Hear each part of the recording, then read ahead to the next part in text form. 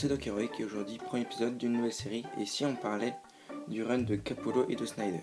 Bon, maintenant je pense que vous le savez tous, Rebirth arrive en France en mai. Et du coup Urban Comics arrête petit à petit ses séries de New 52, dont Batman qui s'est fini il y a quelques mois.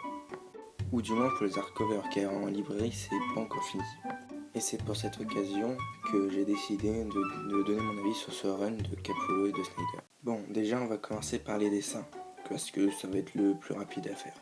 Ils sont majoritairement dessinés par Capullo, oui, car pour pouvoir tenir le délai de sortie en VO, Capullo a parfois été remplacé par d'autres dessinateurs. Sinon, il fait du très bon travail, je trouve vraiment ses planches magnifiques, et son Batman m'a sérieusement manqué parce que j'adore comment il est dessiné. Bon, voilà, c'est tout pour les dessins. J'avais dit après tout que ça allait être court, et maintenant passons au scénario.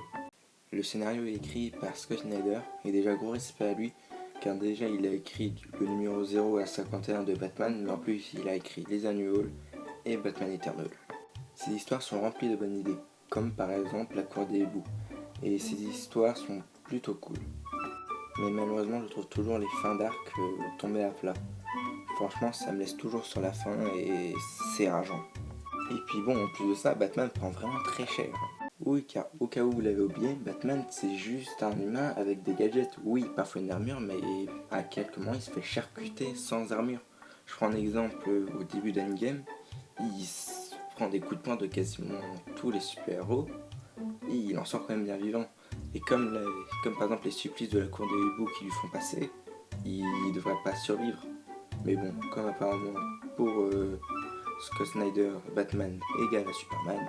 Puis j'ai déjà lu en VO les deux premières parties de All-Star Batman, toujours écrit par Scott Snyder, et je trouve que Batman se fait encore plus charcuter qu'avant. Bon, il subit toujours parce que, voilà, Scott Snyder, pour lui, Batman c'est égal à Superman.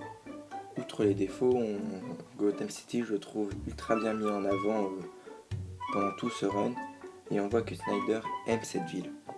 Et on le voit rien qu'avec le numéro 51. Car dans son numéro, j'ai quasiment vu un adieu de Capullo et de Snyder à Batman et surtout à Gotham. Et ça c'est beau. Sinon en conclusion, à part quelques arcs que j'ai moins aimés, je pense qu'ils font du bon boulot pendant ce run. Et que moi je vais m'en souvenir longtemps de leur travail et que je pense plus ou moins qu'ils vont marquer les fans de Batman.